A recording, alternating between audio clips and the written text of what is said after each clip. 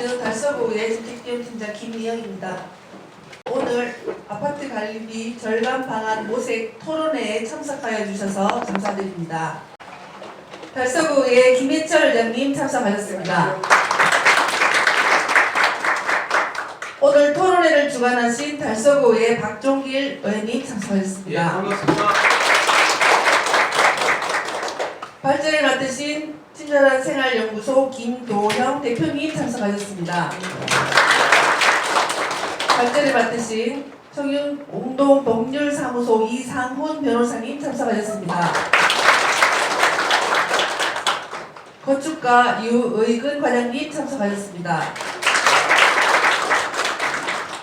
달서구의 강한곤 경제도시위원장님 참석하셨습니다. 다음은 김혜철 의장님께서 인사 말씀을 하시겠습니다. 우리 그 달서구가 전체 세대수가 25만 5,769 세대더라고요. 그 중에서 이 공동주택, 이 아파트가 차지하는 그 비중이 60.73%, 15만 5,334가구나 지역 주민들이 대부분 대다수가 이 아파트 관리에 있어서 우리 지역 입주민들의 권익과 우리 아파트 관리의 어떤 선진화 이런 부분에 있어서 운영교를 잘 살릴 필요가 있겠나 이렇게 생각하고 있습니다. 그래서 오늘 그 관리비 속에 이렇게 포함된 근로자의 미지급 퇴직금 그리고 사용하지 않는 비용 이런 부분에 있어서는 우리 입주민들이 당연히 다시 되돌려 받는 것으로 알고는 있습니다. 하지만 우리 아파트 위탁 관리 업체의 복잡한 계약 관계를 해가지고 우리 입주민들의 되돌려 받는 권리 행사가 쉬운 것만은 아닌 것으로 알고 있습니다. 오늘 이런 부분에 있어서 집중적으로 토론을 이렇게 하시면서 좋은 제안이나 사례 이런 방안이 많이 이렇게 도출이 되어가지고 우리 달서구가 정말 아파트 관리비로 인해서 서로 갈등의 소지가 생기지 않는 토론을 그렇게 했으면 바람입니다. 오늘 이제 평소에 우리 의정 활동을 하시면서 정말 왕성하게 이렇게 하십니다. 박종길 복지문화위원장님께서 이렇게 주관을 해주셔서 대단히 감사의 말씀을 드리고 아파트 관리비와 절감 방안 모색 토론회 준비하시느라고 고생하신 우리 박종길 복지문화위원장님도 와보신데도 우리 김혜철 회장님 참석해서 감사드립니다. 또 발제와 토론을 해주신 김도영 소장님, 이상훈 변호사님, 장시훈 우리 달서구 아파트협회 회장님 그리고 입주자 대표님들 환영합니다. 이 관리비의 부분은 어제 오늘의 문제가 아니고 아파트가 그동안에 우리가 지속적으로 반복적으로 사회적으로 문제가 많이 되어왔던 것 같습니다. 얼마 전에 달서구 아파트도 위탁 관리청가부 직원들의 퇴직금과 미지급 관계에서 입주자 대표 소송이 있었던 걸로 알고 있는데 오늘 이 토론회가 아파트 관리비의 불법과 비리를 근절하는 데 도움이 되고 관리비 절감을 하는 데 큰 도움이 됐으면 하는 바람입니다. 예, 감사합니다. 반갑습니다. 네, 박종길 의원입니다. 제가 그 지금까지 개인적으로 상당히 토론회를 많이 주관을 했었는데요. 오늘은 정말 좀 특별한 의미가 있다고 생각을 합니다. 왜냐하면 이게 우리 아파트 관리 절감 모색이라는 아주 현실적이고 민감한 문제를 가지고 토론회를 개최하고 있기 때문입니다. 최근 아시다시피 에너지 가격이 가파르게 지금 오르면서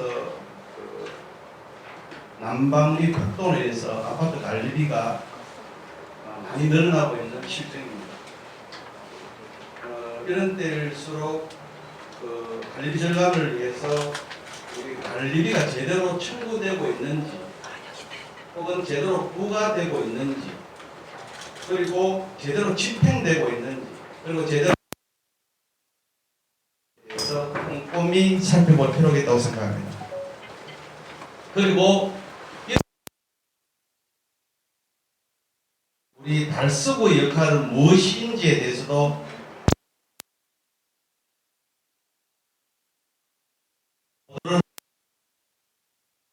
씨는 현재 실태 조사를 하고 있습니다. 이 부분과 관련해서 그리고 목포시는 70개 단지에서 6억 8,600만 원의 초과 징수액이 발생한 것을 확인하고 위탁관리업체에 정산하도록 행정지도를 했다고 합니다. 아무튼 오늘 이 자리는 아파트 관리비의 올바른 청구와 정산에 관하여 심도 있는 논의와 문제가 발생했을 때 행정에서의 역할에 대해서 진지하게 고민하는 자리가 되었으면 합니다. 네, 앞에 소개받은 신재나생활연구소 김건혜입니다. 반갑습니다. 앞에 자료가 있지만 화면을 봐주시면 더 좋을 것 같습니다. 간략하게 하나씩 짚고 넘어가겠습니다. 관리비에 포함된 각종 비용의 실태입니다. 오늘 목표는 우리 관리비 속에 포함되어 있는 4대 보험, 그중에 국민연금이 큰 부분을 차지합니다만 그리고 퇴직 중단금들의 내역을 알고 사용되지 않는 비용은 시민, 즉 입주민이 돌려받는다라는 것이 오늘의 목표입니다. 현재 상황을 언론 보도를 통해서 말씀드리겠습니다. 한국아파트신문인데요. 대구에서 우리 가까운 곳에서 달서구에서 있었던 일입니다. 대구지방법원에서 8년치 인건비 정산 차익을 입주자 대표회의에 반환해라라는 판결이 났었습니다. 얼마냐? 여기 보시면 도급이라는 명칭에 상관없이 위임 계약이기 때문에 8년치의 정산 차액 3억 8천만 원을 돌려줘라라는 판결이 있었습니다. 또 한 군데 보겠습니다. 이건 부산의 일인데요. 부산지방법원에서 원고 입주자 대표회의에 관리사무소를 관리하는 위탁관리회사에서 3,085만 원, 경비청소를 운영하는 C사에서 4,700만 원을 돌려줘라 라는 판결이 났었습니다. 여기도 도급이다 위임이다 말이 있었지만 계약의 내용은, 그러니까 제목이 뭐라고 되었든 간에 계약의 내용은 위임이기 때문에 돌려줘라라는 판례가 많이 생기고 있습니다. 요거는 조금 전에 위원장님 말씀하신 것처럼 목포시 지금도 홈페이지에 가면 나와 있는 겁니다. 입주민 보호를 위해서 목포시에서 70개 단지 조사했더니 6억 8,600만 원의 초과 징수된 것을 발견하고 돌려주도록 행정지도했다고 목포시에서 모든 언론에 자료를 뿌린 것입니다.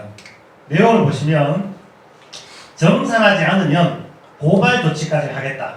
적극적인 행정을 통해서 입주민들이 6억 8천만 원을 돌려받았고 여기에다가 여기는 미지급 퇴직금은 포함이 안 됐거든요. 그래서 미지급 퇴직금까지 모두 받아라는 행정지도를 했습니다. 그러면 돌려받는데 무엇이 돌려받느냐? 가장 큰 것 두 가지만 말씀드리면 4대 보험과 미지급 퇴직금입니다. 먼저 4대 보험이 먼저 한번 보겠습니다. 국민연금, 건강보험, 고용보험, 산재보험을 4대 보험이라고 하는데 이 중에서 국민연금은 60세 이상은 납부 의무가 없습니다. 알고 계신 것처럼. 그리고 고용보험은 65세 이후 취업한 사람은 납부 의무가 없습니다. 그런데 현실은 어떻냐? 위탁관리회사에서는 모든 직원의 국민연금을 청구합니다. 납부 대행하겠다라는 취지로 또 고용보험도 모든 직원의 고용보험을 납부 대행하겠다는 명분으로 다 받아갑니다. 여러분도 알고 계시지만 관리회사가 청구하는 비용은 즉 우리 입주민의 관리비 아닙니까? 이 관리비에 청구를 합니다. 표를 한번 만들어 봤습니다. 여기 입주민 통장에 돈이 있던 것이 관리비로 모이게 되죠. 이 관리비로 모인 것이 위탁관리회사 통장으로 넘어갑니다.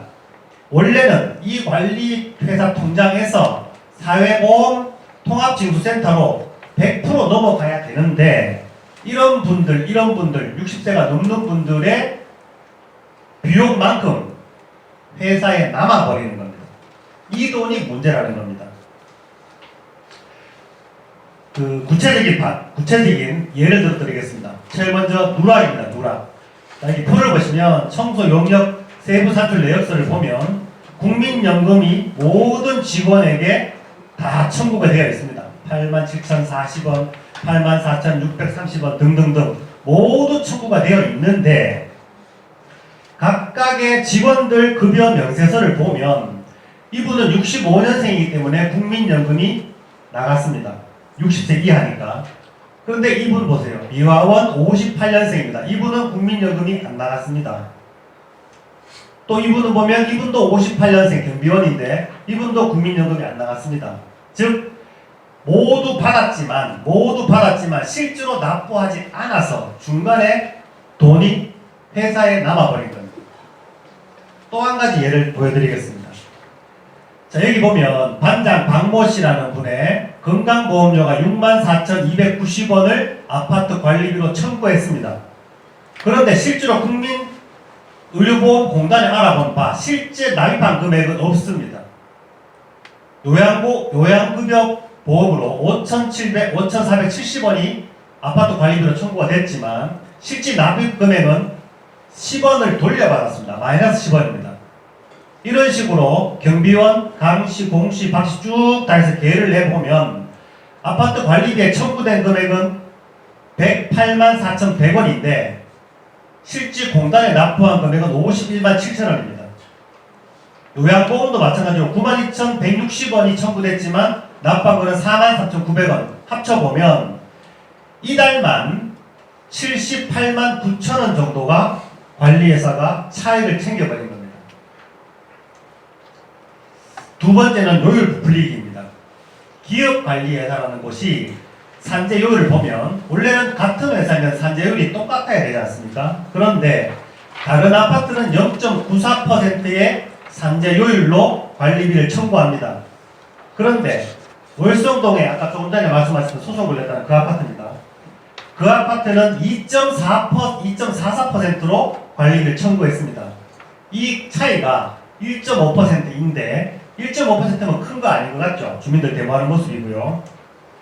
이 아파트는 36명이고 매월 용역비가 1억입니다. 그러면 1.5%면 매달 150만원, 1년이면 1,800만원 이 아파트를 9년간 관리했으니까 1억 6,200만원의 차익이 생긴 겁니다. 이것에다가 다른 것들까지 포함해서 2억 5천만원 정도의 횡령이 있었다고 대표인은 주장했고 더 황당한 거는 이 관리회사에서 이 얘기를 듣고 우리가 조사를 해봤더니 1억 1천만원을 잘못 가져갔더라. 사무착오더라. 라고 얘기하면서 1억 1천만원을 돌려주겠다고 했습니다. 어느 정도 인정을 한 거죠. 그런데 주민들이 얘기하는 것은 2억 5천만원이지 않습니까?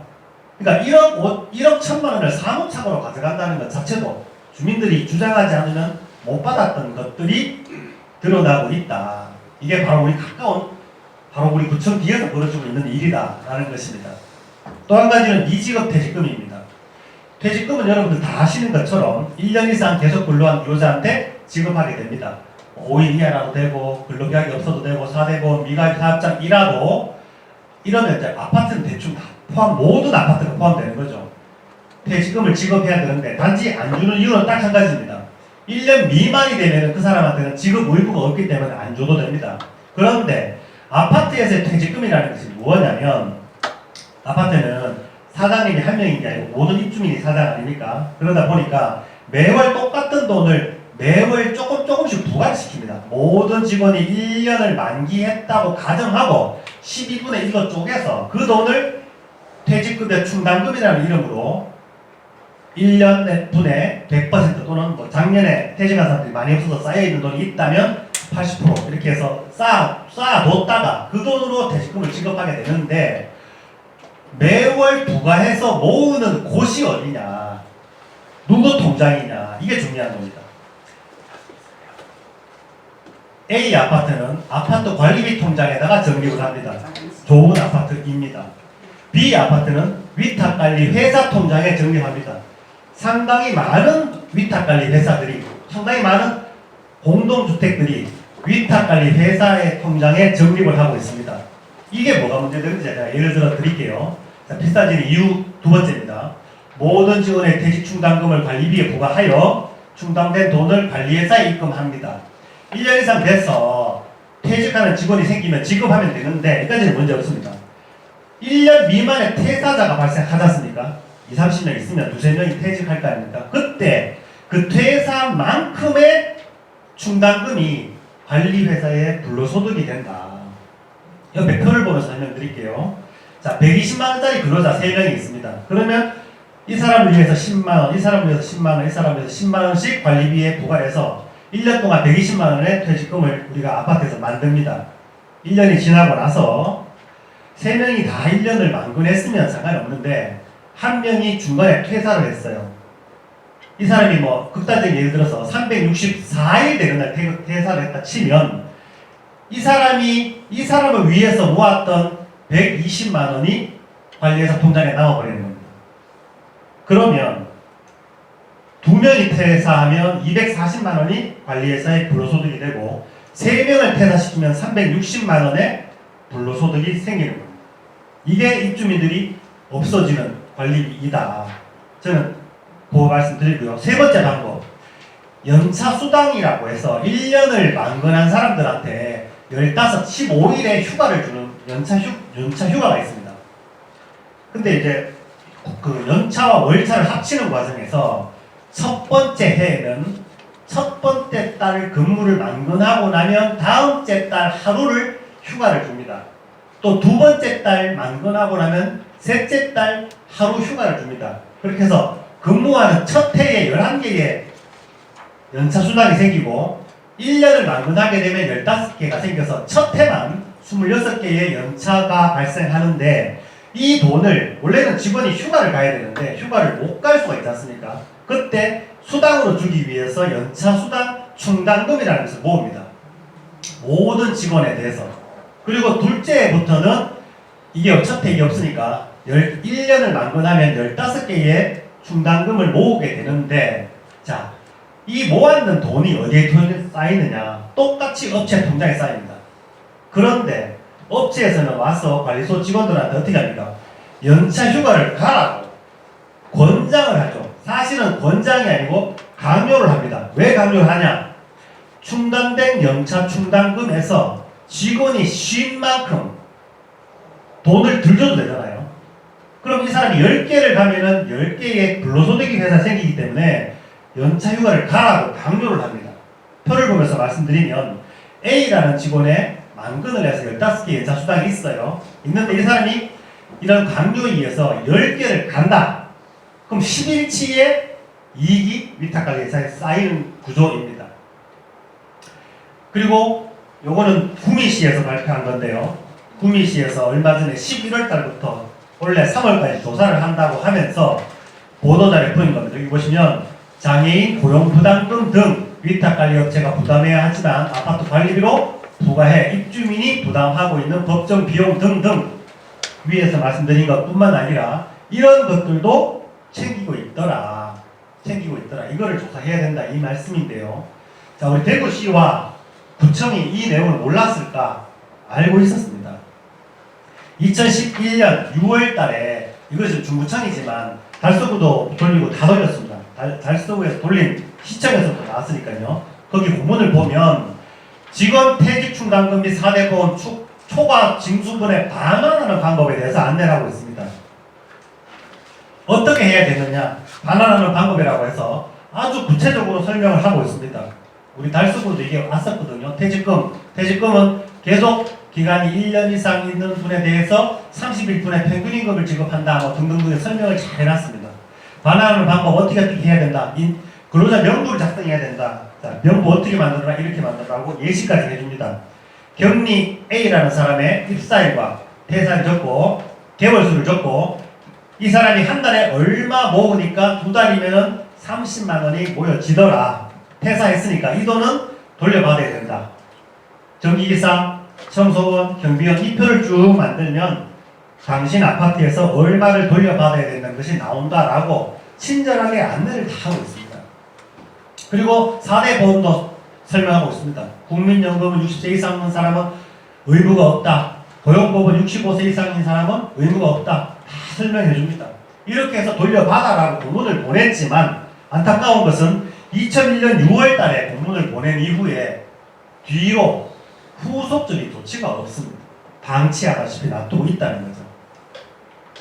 딱 하나 했는 게 이겁니다. 대구광역시에서 아파트에서 쓰라고 공동주택관리규약 준칙이라는 것을 만들어서 발표를 하고 있습니다. 2021년에 위탁관리계약서를 이렇게 별표일로 해서 만들어주면서 이거를 쓰세요라고 하면서 요 3번을 추가했습니다. 1년 미만 근로자에 대한 미지급 퇴직급여 연차수당은 계약 상대자가 그 금액을 정산하여 입주자 대표에 반환하라고 되어 있습니다. 4대 보험 중에서 국민연금과 고용보험은 해당자에게만 지급해야 한다라고 표준 계약서를 만들어 줬습니다. 근데 이 계약서가 어느 만큼 지켜지고 있는지 구청에서 시청에서 제대로 된 조사가 없었다라고 하는 것이 제가 말씀드리는 거예요. 우리는 무엇을 해야 할까요? 방금 말씀드린 것처럼 실태 조사를 해야 됩니다. 타 시도에서는 목포시는 조사를 했습니다. 조사를 해서 70개 단지를 조사했더니 6억 8,600만 원의 초과징수분을 확인해서 정산하도록 행정지도했다. 보도가 많이 나왔습니다. 구미시에서도 162개 단지에 장애인 고용 부담금하고 상제 안전보건비 등등등 과다 청구한 것을 다 찾아보겠다라고 발표했습니다.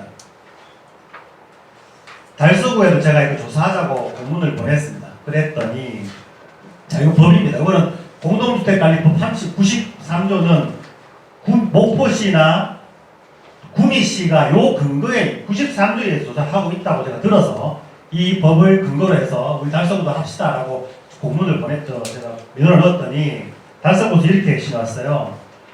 똑같은 93조 1항을 얘기합니다. 하면서 사업자 선정 이후 이루어지는 계약의 이행, 정산, 하자 등과 관련된 사항에 대해서는 별도로 감속 대상에 포함하고 있지 않다.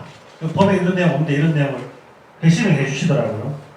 그래서 이게 맞나 싶어가지고 제가 달서구 회신을 포함해서 국토부로 다시 질의를 했습니다. 질의를 했더니 제가 질의한 4대 보험 및 퇴직금은 공동주택법 몇 조에 의해서 관리비에 해당되며, 즉 관리비에 해당되는 것은 조사를 할 수 있다는 겁니다. 관리비에 해당되면 이것처럼 뭐를 안 된다가 아니고 관리비에 해당이 되며 적법 여부에 집행의 적법 여부에 대해서는 종합적으로 검토해야 되기 때문에 지도감독 권한이 있는 구청장에게 문의하시기 바랍니다. 라고 회신이 왔습니다. 국토부에서 조사할 수 있다고 했고요. 그리고 우리 달서구가 이 내용을 모르고 있느냐? 그게 아닙니다. 보시면 달서구에서 공동주택 관리 분야 감사를 합니다. 이 감사할 때 아파트 관리사무소로 배포한 공문에 보시면 무엇을 준비하라고 하는 것을 보면 직원 대장, 근로자의 명부 임금 대장, 근로계약서, 퇴직급 지급 관련 자료를 준비하라고 합니다. 즉 감사할 때 보겠다는 겁니다. 또 4대 보험 부담금 납부 내역도 준비하라고 합니다. 달서구에서 보겠다는 겁니다.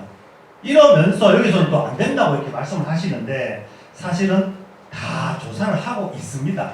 단지 한꺼번에 하려고 하니까 힘이 드시겠죠.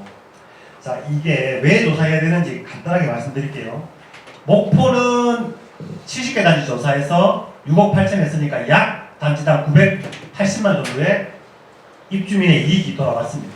광주 광산구도 1,100만 원짜리 자진해서 돌려받았습니다.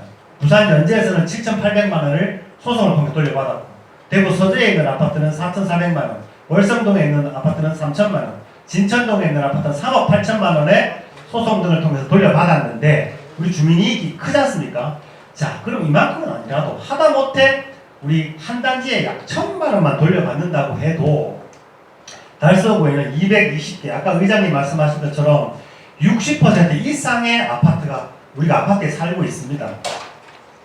한 아파트에 1,000만 원 잡으면 200단지면 20억이고 100세대, 100단지만 조사해도 10억의 이익이 생깁니다.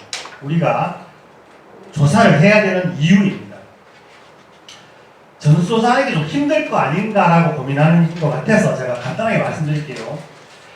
아파트에는 여기 공동주택관리정보 시스템이라고 국토부에서 운영하는 데 가보면 우리 단지 관리비 조회라는 것이 인터넷에 떠 있습니다. 누구든지 확인할 수 있습니다. 여기 가면 연도별 관리비라고 해서 2022년에 산재보험료를 얼마 냈는지 10원짜리, 100원짜리까지 딱 정확히 나옵니다. 국민연금 1,743만 6,240원이 2002년도에 관리비로 납부했다는 것이 딱 나와 있습니다. 그러면 아파트 부가총액은 이미 있는 거 아닙니까? 그러면 무엇을 조사해야 되느냐? 사회보험공단에 입금된, 입주민한테 받았는 돈은 여기 있으니까 이번에는 입금된 것이 얼마인지를 연도별로, 월별로 할 필요도 없습니다. 2020A 아파트에 22년 한 해 동안 입금된 총액만 확인하면 10초에 하나씩 확인할 수 있습니다. 아파트를. 안 그렇겠습니까? 여기는 입금했는 내용, 여기는 부과했는 내용 두 개 보면 1초에 하나씩 확인할 수 있습니다. 이렇게 해서 전수조사를 우리 200개 단지 금방 할 수 있다. 단지 입주민들이 하기 힘든 부분은 사회보험공단에서 입금 총액을 일반 입주민한테는 보여주지 않습니다. 구에서 행정공개 청구, 정보공개 청구를 하든지 해서 받으면 이미 요건 공개되어 있고 금방금방 확인할 수가 있고요. 여기 보시면 퇴직금도 있죠. 퇴직금도 3,425원, 8,080원을 입주민들이 관리회사에 줬다라는 것이 정확히 적혀 있습니다.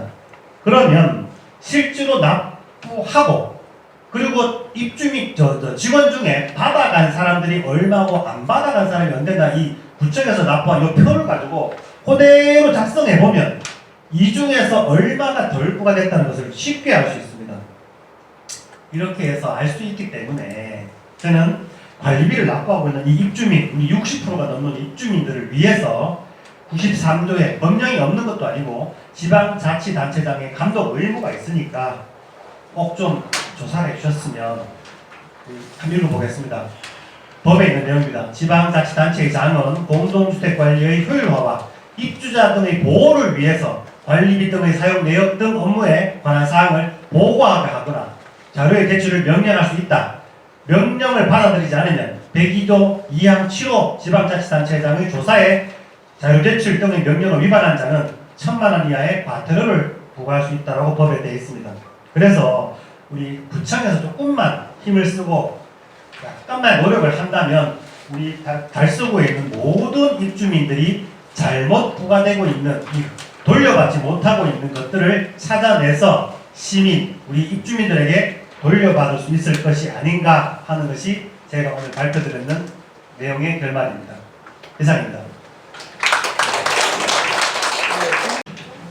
예, 반갑습니다. 이상훈 변호사입니다.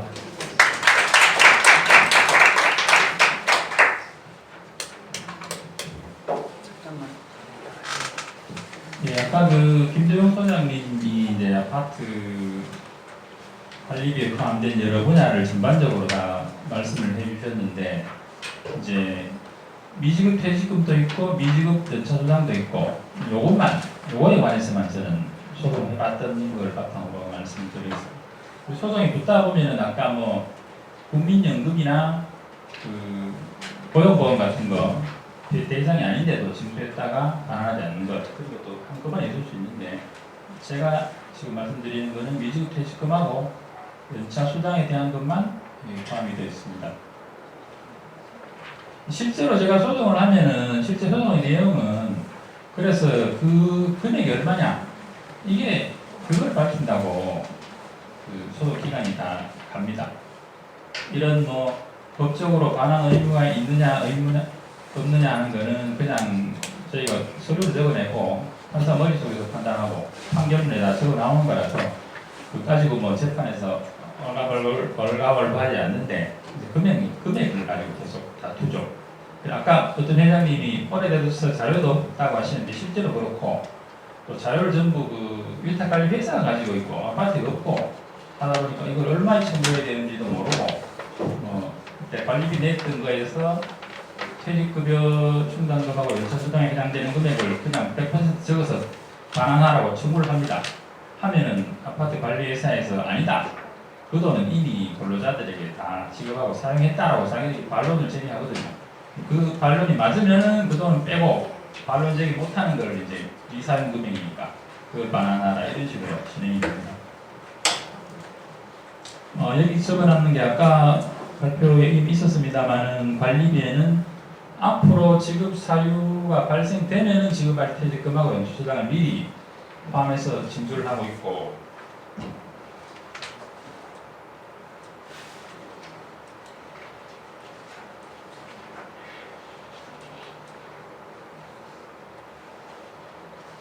그중에 연차 수당을 보면은 뭐 연차 수당을 전혀 사용하지 않는 경우는 없을 것이고 일부를 쓰든지 전부를 쓰든지 사용을 합니다.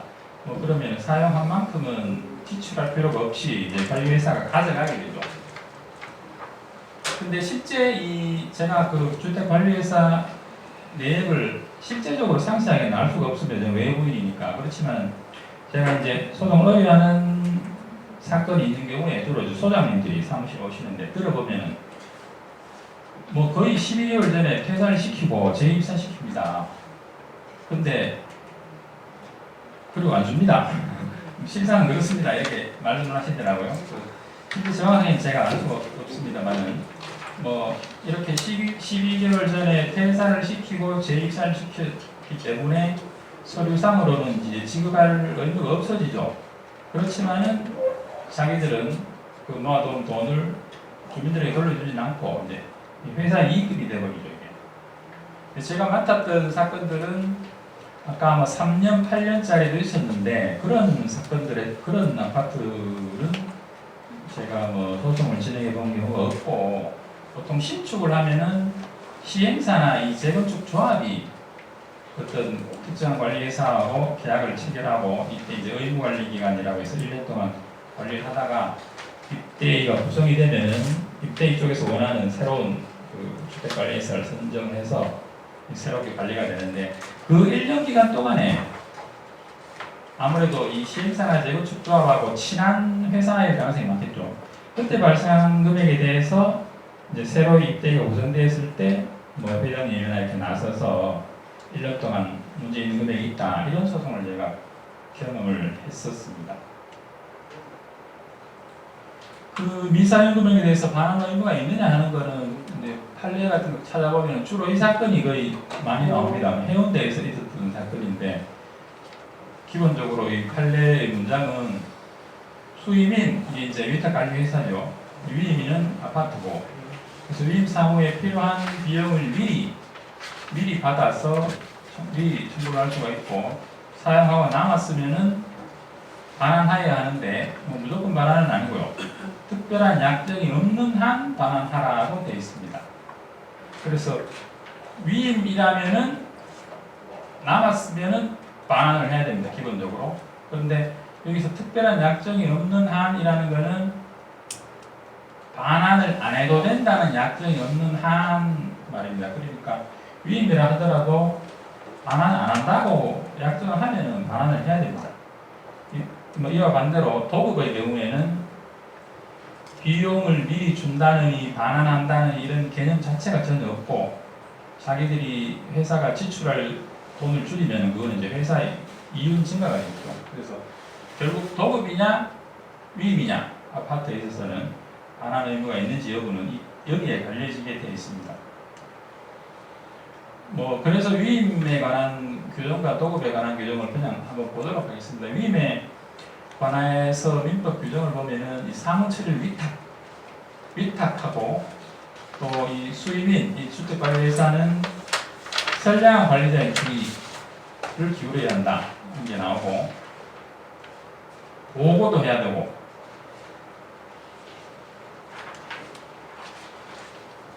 또 위임 사무 처리하다가 돈을 받은 게 있거나 물건을 받은 게 있으면은 위임인에게 아파트에게 인도해줘야 된다 이런 규정도 있고요. 자기 명의로 어떻게 뭘 취임했으면은 이전 등록 이런 것도 해줘야 된다 이런 규정이 있고 또 어떤 금전을 수임인이 서거했을 때는 이자까지 다 물어줘야 된다 뭐 이런 규정이 있습니다. 그 다음에 여기 이제 직접적인 것인데 위임 사업 처리할 때 비용이 필요할 때는 수의민의 청구에 의하여 성급해야 한다. 이제 주택관리회사가 아직 지금 낼 때가 안 됐지만 미리 좀 정립해 놓읍시다 하고 관리비에는 청구를 하면은 미리 줘야 된다라는 얘기죠. 이에 관해서 도급에 관해서도 뭐 민법 규정을 그냥 한번 보면은 이거는 핵심이 일의 완성입니다. 뭔가 어떤 것을 만들어내는 것이고 그 만들어내는 결과에 대해서 어떤 약정된 보수를 주는 것 이게 도급입니다. 그리고 또 규정에 보면은 목적 부동산에 대한 저당권 설정 이런 것까지 있죠. 수급인은 일을 완성해 주는 것이 할 일이고 도급인은 돈을 확실하게 줘야 됩니다. 그걸 위해서 저당권까지 설정한다 이런 게 있죠. 근데 아파트 관리하는데 무슨 이런 내용이 없죠. 전혀 아파트 관리 업무하고는 성질이 다릅니다. 그 다음에 나머지 규정들은 주로 담보 책임에 대한 겁니다. 이거. 수급인이 담보 책임. 관리를 제대로 이게 아파트 관리가 도급되면 담보 책임이 생기겠죠. 뭔가 똑바로 못했을 때 담보 책임이 있다. 이게 동전 똑같이 담보 책임이다. 담보 책임이다. 이런 일을 확실하게 하고 돈 확실하게 주는 것에 대해서만 민법에 규정이 있습니다. 규정들이 다 담보 책임에 대한 규정들이죠. 그래서 결과적으로 이런 위임하고 도급 규정을 살펴보면은 결론적으로는 아파트 유주택 계약은 위임 계약이 분명합니다. 뭐 한마디로 위임은 그냥 실구를 지킨 건데 다소 전문적인 내용이 들어있고 그래서 독자적인 판단도 해가면서 실구를 지킨 일을 하는 것인데 다만 선량한 관리자의 주요 의무라는 이런 제한 하에서 전문적으로 알아서 판단해서 시킨 일을 하면 되는 게 위임입니다. 그래서 어떤 계약 내용이나 그 수행하는 업무 내용 자체를 보면은 민법에 있는 위임에 대한 규정들하고 완전하게 일치는 다 안 됩니다. 계약이 각각 다 다르기 때문에. 그렇지만은 전체적으로 봐서 민법에 있는 위임 규정을 적용하는 게 이 계약은 맞겠다 싶으면 이건 위임 계약이다 이렇게 판단이 되는 게 이제 법원의 재판입니다.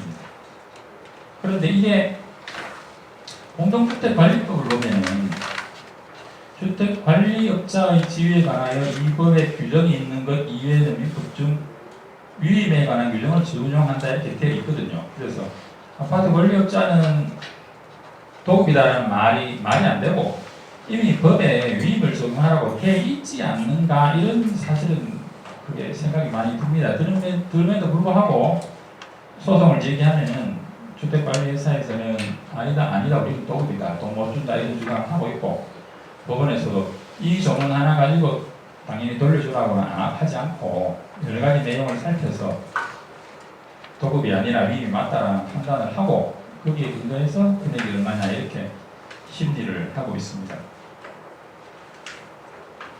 실제 이제 소송을 제기해보면은 주택관리회사들이 위임이면 반환해야 되고 도급이면 반환을 안 해도 되니까 도급이라고 주장을 해야 될 거 아닙니까? 그래서 이렇게 꼼수로 원래 계약서가 위주택관리계약서였는데 도급이라고 두 자를 딱 넣은 거예요. 위주택 도급관리계약이라고 딱 만들어가지고 알아 우리 도급이다. 아무도 못 준다 이렇게 얘기를 합니다. 근데 이게 도급이라고 단어만 두 글자를 쳐넣었지 이 밑에 거를 예컨대 도급계약서 그러면 무슨 건설공사 계약서가 도급이잖아요 대표적으로. 그거를 따와서 여기 못 붙였지 않습니까? 옛날에 유주택 관리 계약서 그 밑에 건 그대로 넣어놓은 거예요. 그래서 선량한 관리자의 주요 뭐 이렇게 전형적인 위임에 관한 문구가 그대로 들어있어요. 뭐 또 다른 주문도 보면은 매월 모든 관리비는 매월 실비정산한다. 이 실비정산하는 거는 위임이거든요. 신부로 갈 때 경비 드는 거 미리 받아가는 거 관리비 그건데 위임의 내용이죠. 제목만 도급이라고 두 글자 넣은 거죠. 뭐 또 다른 데 가면은 이 선량한 관리자의 조율 뭐 이런 게 조문 곳곳에 나타납니다. 또 통보하고 지시까지 받는다라고 합니다. 이거는 전형적인 위임 계약의 내용이 분명해지죠. 그래서 이게 위임이냐 도급이냐 하는 거는 아파트 관리 문제와 관계없이 예전부터 2011년 이때는 이것도 뭐 최초의 타자가 아닙니다만 대학 명칭이나 형식문은 이렇게 중요한 게 아니고 실질을 중시하여 판단한다는 게 예전 다른 계약 관계에 있어서도 당연한 법리였기 때문에 이 문구에 도급이라고 두 자 넣거나 말거나 위임이라고 법원에서 판단을 했습니다. 그렇게 되니까 아까 위임이라고 하더라도 뭐 특별한 약정이 없으면 반환하여야 한다라고 했는데 특별한 약정이라는 게 안 돌려줘도 된다는 특별한 약정이 있으면 안 돌려줘도 되거든요. 그래서 우리는 안 돌려줘도 된다는 규정이 있다라고 이제 또 회사들이 새로 주장했죠. 그래서 보면은 여기 이제 이런 규정을 하나 두고요. 뭐 4대 보험이 요율이 올라간다든지 부가세법이 뭔가 바뀐다든지 그 다음에 최저임금이 또 인상이 된다든지 이런 국가 정책이 변경되고 법이 개정되고 이런 경우에는 즉시 적용시켜야 한다. 주로 금이 인상되는 거잖아요. 자기들이 더 받을 일이 생기면 바로 즉시 더 받겠다 이런 얘기인데 이런 조문은 하나 만들어 두고 다음에 다시 이 말이 이렇게 길게 있는데 이 말을 읽어보면 말이 이상합니다. 막 자기들이 멋대로 적은 거라서 문장 말이 안 되는데 뭐 간단하게만 보면은 직원 임금은 임금으로 받은 돈은 국가 정책 변경 법 개정 후에 일체 조정 및 환급을 요구할 수 없다. 그러니까 자기들이 각종 인건비로서 사무실 관리 사무실이든 경비원이든 청소원이든 인건비로 받아간 돈은 그러니까 앞에 이런 거 보험을 놨거나 부가세법이 뭔가 바뀌었거나 최저임금이 바뀌었거나 이런 걸로 인해서 법적으로 인상해야 되는 그런 사정이 아니라면은 환급할 수 없다. 이런 조문을 넣어놨죠. 요거를 바탕으로 봐라. 어쨌든 임금은 조정 환급 못한다고 했잖아. 위임이라고 혹시 보더라도 이거는 돌려달라 할 수 없다. 이렇게 주장했죠. 물론 여기는 도급계약이므로 이렇게 돼 있는데 이거는 도급 금액이니까 환급 요구할 수 없다라는 주장도 하고 혹시 이 말이 안 되더라도 위임이라 하더라도 안 돌려준다고 우리는 약정했다. 이렇게 그 관리회사들이 주장을 한 거죠. 했지만 결국 판결은 이것은 그 합의된 급여 같은 것을 조정한다고 하거나 반환 청구할 수 없다는 뜻이다. 그러니까 뭐 경비 직원 월급 얼마다라고 계약이 되어 있는데 그걸 나중에 바꾸자라고 하는 거, 깎아라고 하는 거, 그걸 못한단 말이지. 이 퇴직금 비용을 선급을 해놓고 보관했다가 지급 사유가 발생하면 지급하기로 하는 약정. 여기부터 여기까지를 한 호흡에 다 읽었을 때 이 자체가 약정이다. 사유 발생하면 지급하기로 하는 약정이다. 애초에 받은 약정이. 이 말은 사유 발생 안 하면 안 주기로 하는 약정이다. 위탁관리계약 자체가 원래 그런 거다. 이런 내용이요. 그렇게 해서 퇴직금 지급 사유가 발생하지 않은 이상 당연히 반환해야 된다라고 판단을 하고 있습니다. 근데 여기서 잠깐 하나 보시면은 이게 이제 소송 중에 이제 관리회사가 그 위탁관리계약서를 제출한 건데 여기 뭐 위탁관리 수수료는 무상으로 한다 이렇게 돼 있죠. 이게 원래 위탁관리회사의 그 매출액이 위탁관리 수수료가 매출액인데 이게 공짜라고 돼 있거든요. 공짜로 관리해주겠다. 그러면 뭘로 영업을 합니까? 여기 공짜로 계약하고 관리비에서 남기겠다는 건데 애초에 그런 계획 자체가 이 사건 계약서에는 그 자체가 그런 게 들어있습니다. 이게 상당히 웃긴 계약서예요. 근데 이러한 조문이 그 소송에서도 그랬지만 좀 황당한 조문인데 그 관리회사 입장에서는 판사를 통해서 보십시오. 우리 위탁관리 수수료까지 우리 안 받았습니다. 그럼 뭘로 영업합니까? 이렇게 불사용액 반환 안 한다는 약정을 해서 그거 남은 것으로도 우리의 매출액으로 삼아야 회사가 운영됩니다. 그러니까 이게 안 돌려준다는 약정이 오히려 맞습니다. 이런 주장을 했거든요. 이게 무상이니까 이거 가능한 거 아닙니까? 이렇게 얘기했죠. 근데 전체적으로 보면은 공짜로 관리해주고 뒤로 남겨놓겠다는 얘기인데 쉽게 말하면 이 자체가 말이 안 되는데도 불구하고 이런 식의 주장을 했을 때 이게 법적으로는 이게 말이 될 수가 있거든요. 말이 되거든요. 법적으로 보면은. 그래서 물론 이제 그렇게 판단하면은 요즘에 뭐 이 판사 없애고 뭐 AI로 할 지금 국민들은 그렇게 생각할 그런 상황이지만은 순수하게 법률 논리로 보면은 이게 오히려 무상인 점이 위탁 관리 수수료가 공짜라는 사실이 남아도 안 돌려도 된다라는 약정을 하기에는 오히려 더 말이 맞는 상황이기는 합니다. 이게 사실. 그렇지만은 법원에서는 이런 게 있잖아요. 위탁 관리 수수료 무상으로 하면은 그 미사용 금액을 반환 안 해주고 이걸로 자기들의 매출을 삼으면은 이게 뭐 그 예상되는 수익이 얼마인지 전혀 모르고 계약을 하는 거라서 전혀 투명성 확보가 안 되니까 이게 전체적으로 문제가 생기니까 어지간하면 아파트 쪽으로 판결을 하고 싶겠죠. 그래도 판사님들도 그래서 판단이 난 것 같습니다. 그래서 이렇게 계약서를 조정해봐야 위임이라고 판결이 나니까 이제 좀 더 이렇게 단순화를 시키는 거죠. 아까 앞에서 본 계약서는 뭐 이 최저임금법 4대보험 이런 거 국가의 정책 변경 이런 경우가 아닌 한 반환하지 이런 경우가 아닌 경우에는 정산을 요구할 수 없다 이렇게 말이 복잡하게 되어 있었잖아요. 말이 복잡하다 보면은 꼬투리가 덮여서 빈미가 덮일 가능성이 높아지니까 이 관리회사에서 이걸 좀 단순화하더라고요.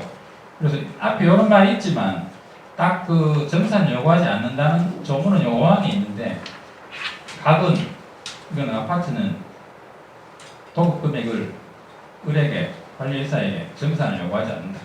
한마디로 아파트는 관리회사에게 정산을 요구하지 않는다. 이렇게 한 줄 딱 넣었어요.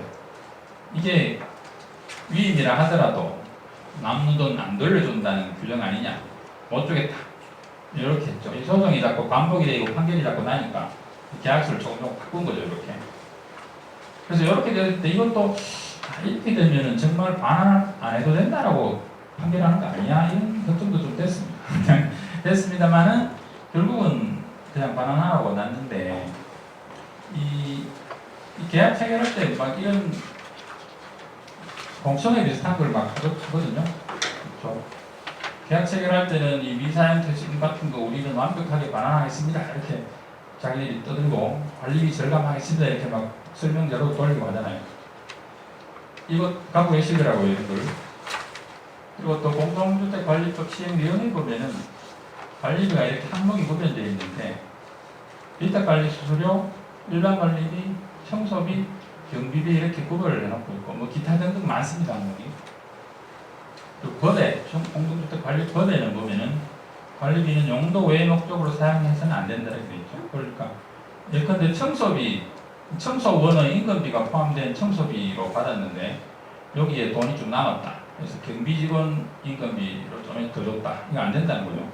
명확하게 구별해서 하는 건데, 근데 청소비에서 인건비 퇴직금 조금 남기고 경비원 퇴직금 좀 남기고 일반 관리비에 이제 관리 사무실 직원 인건비 뭐 좀 남겨서 자기들이 가져가 버리면 위탁 관리 수수료가 올라가 버리는 거잖아요. 그래서 이 전용이 되버리죠 항목별로. 그래서 그와 같은 예되면 일반 관리비, 청소비, 경비비로 징수하는 것을 위탁 관리 수수료로 전용한 상황이 되버린다. 그래서 그 함부로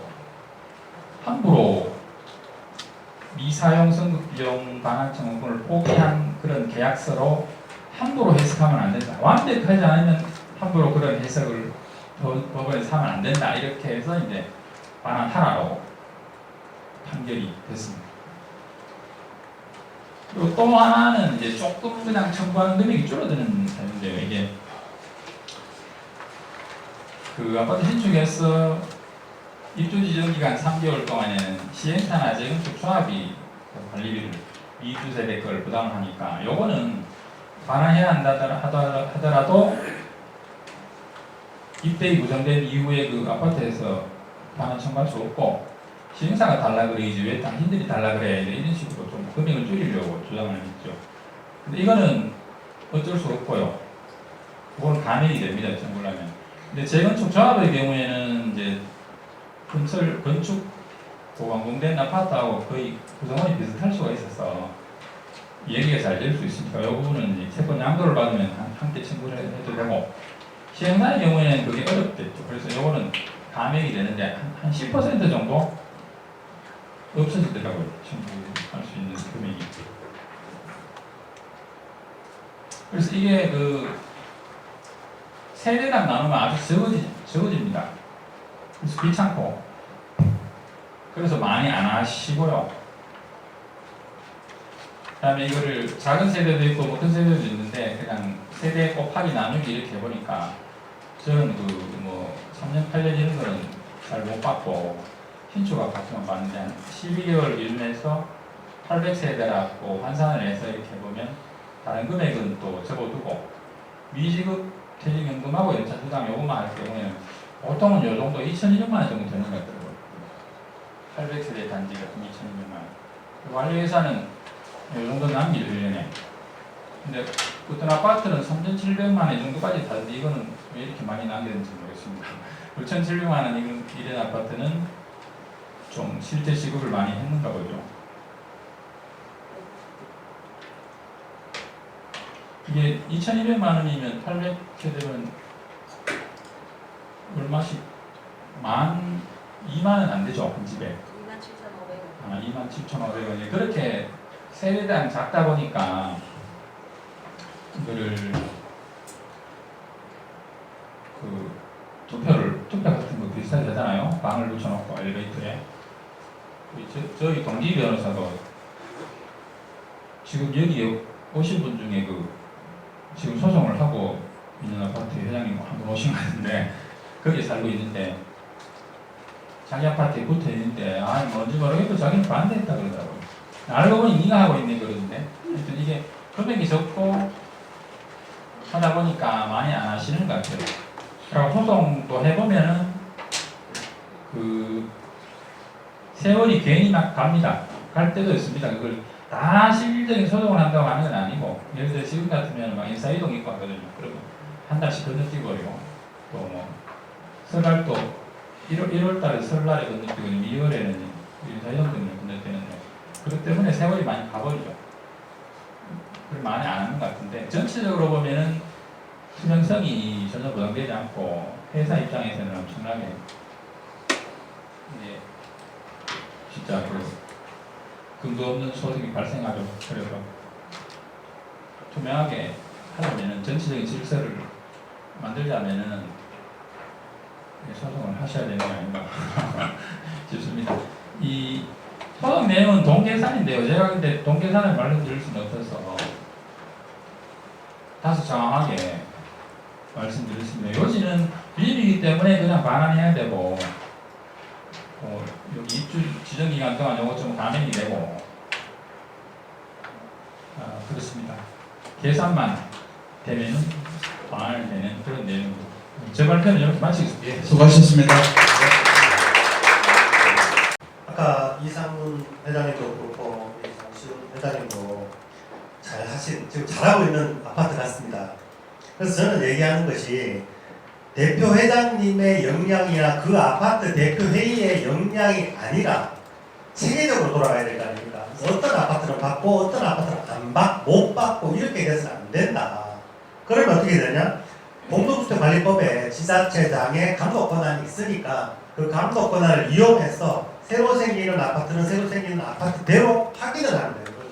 확인을 하면 되는 거고 기축 아파트들도 아닌 아파트도 당연히 있습니다. 하지만 이런 피해를 보고 있는 아파트도 당연히 있기 때문에 그러니까 3년짜리 뭐 3억이 나오고 9년 8년짜리 뭐 몇 억이 나오는 것이 현실적으로 지금 판결이 나오고 있으니까 좀 이번 기회에 지금 모여서 이런 통일을 하는 과정에서 조사를 해보자라는 것이 중요한 거지. 지금 잘하고 있는 아파트의 예를 보자면 아예 토론할 필요 없겠죠. 그래서 회장님들처럼 잘하고 있는 아파트도 있고 또 대표님들이 모르거나 주민들이 몰라서 당하고 있는 것은 우리가 막아보자라는 것이 오늘 모임 이유가 아니겠다 이런 생각이 듭니다. 수고하셨습니다. 네. 우리 그 집행부에서 우리 일구에도 보면 공동주택 관리에 대한 감사조례가 있지 않습니까? 그죠? 그 감사조례에서 실질적으로 실태 조사를 할 수 있습니까? 우리 안 되는 담당 주무관님 말씀하셨던 네, 안녕하십니까. 저는 공동주택팀에서 실무를 담당하고 있고요. 주택관리사고 5년 경력을 가지고 있습니다. 최초 한 7달 정도는 위탁회사에서 소장으로 근무를 했고 나머지 3년 3개월은 자치 아파트에서 소장으로 근무를 했습니다. 그리고 이제 지금 간수구청의 전문가로 와가지고 업무를 맡고 있는데요. 오늘 결국은 그 두 가지 4대 보험하고 연차 그리고 또 퇴직금 요거를 정상적으로 반환을 받느냐 못 받느냐 그리고 이거 같은데요. 아까 그 말씀해 주신 소장님하고 김병 소장님하고 변호사님 그 답변 속에 사실은 정답이 들어있는 것 같습니다. 어떻게 말씀을 하시냐 그러면은 우선 그 퇴직금하고 연차 같은 경우에는 친절한 연구소 김병 소장님이 어디라고 그랬죠, 그죠? 사회보험공단에다가 이제 정보 공개를 청구해가지고 그거를 받은 다음에 대조를 해보면은 쉽게 확인할 수 있다고 하시는데 틀린 말씀이 아닙니다. 맞는데 달서구청이 한다 그러면은 한 300개 정도의 아파트의 내용을 적어가지고 공단에다가 요청해가지고 또 아파트로부터 300개의 자료를 받아가지고 대조를 해야 되고 이게 소장님 말씀처럼 어려운 작업이 아니거든요. 그런데 개별 아파트에서는 정말 쉬운 작업입니다. 내 거를 내가 확인하는 것은 정말 쉬운 작업이니까 그건 구청이 하기가 좀 어렵다는 것을 물리적으로 말씀을 드리고요. 또 그 변호사님이 아까 그 퇴직금하고 연차를 반환받는데 금액 산정하는 게 시간이 제일 많이 걸린다고 이렇게 설명하시는데 금액을 어떻게 산정하냐 그러면은 일단 100% 청구를 하고 받아가는 거 다 내놔라 이렇게 청구를 하고 위탁사에서 반박을 하면은 실제로 우리가 받아가는 건 이만큼이 안 되고 이거밖에 안 된다. 그럼 그걸 근거로 해가지고 청구를 하신다고 말씀하셨습니다. 그런데 거꾸로 생각해 보면은 변호사님이 청구를 한다는 말은 계약자인 아파트가 변호사님한테 사건을 의뢰했다는 뜻인데 그 계약자인 갑도 자료를 함부로 못 받기 때문에 이렇게 청구를 했는 거 아니겠습니까? 그죠? 그런데 감독기관이 아파트랑 위탁사가 계약을 했다고 해가지고 그 위탁사 내부 자료를 요구할 수가 있느냐 굉장히 어려울 거라고 저는 생각을 해요. 실제로 위탁사가 자료를 거부한다 그래가지고 강제할 수 있는 방법이 없다고 저는 생각을 합니다. 왜냐 그러니까 아파트 관리라는 범위가 관리 위탁사가 아파트에다가 청구를 해서 아파트가 위탁사로 돈을 보내주고 또 아파트 관리 주체가 주민들한테 관리비를 부과해서 징수하고 요런 거는 관리의 범위에 들어가는데 위탁사가 자기네 직원한테 급여를 어떤 식으로 지급을 했느냐 이거를 구청이 감독하거나 조사할 수 있는 권한은 없다고 생각합니다. 그리고 요건 이제 덧붙여 가지고 오늘 변호사님 오셨으니까 궁금해가지고 여쭤보는 건데요. 아까 그 퇴직금을 아파트가 적립을 하는 게 이제 좋은 방법이라고 하셨는데 제가 알고 있는 근로기준법에서는 퇴직금 적립 의무자가 사용자로 알고 있습니다. 그러면은 아파트에 근무하는 직원의 사용자는 위탁회사 대표일 것인데 그걸 과연 아파트가 적립을 할 수 있는지 법적으로 문제는 없는 것인지 또 변호사님 오셨으니까 또 설명 좀 듣고 싶은 사항이 있습니다. 이상입니다. 그거는 소장님도 잘 아실 것 같기도 합니다만 이 사법부적인 그런 영역에서는 결국 그거를 한마디로 떼먹지 않았으면 문제가 안 됩니다. 그러니까 이 통장에 있든 저 통장에 있든 결과적으로 제 마인드는 그렇게 돌아가거든요. 내부적으로 말하자면. 그래서 문제가 없을 것 같은데 행정적으로 어떻게 될까요? 노동법의 문제거든요. 노동법의 위탁관리 회사에서는 노동법 때문에 그 돈을 자기 회사가 가져가야 된다고 주장을 합니다. 하지만 노동부에 물어보면 어디에 모으는가는 둘이 합의하면 됩니다. 반드시 그 회사로 거기서 모아야 된다는 규정은 없습니다. 그러니까 인상 업무를 관리회사가 진행하면 되는 것이지 그 충당금을 어디에 모은다는 것은 법에 정해져 있지 않습니다. 그래서 아파트 통장에 모았다가 청구 돈을 줘야 될 때 지급하는 방법만 있으면 되지 그걸 어디에 모아라라고 규정된 말은 없습니다. 노동청에서 그렇게 답을 하고 있고요.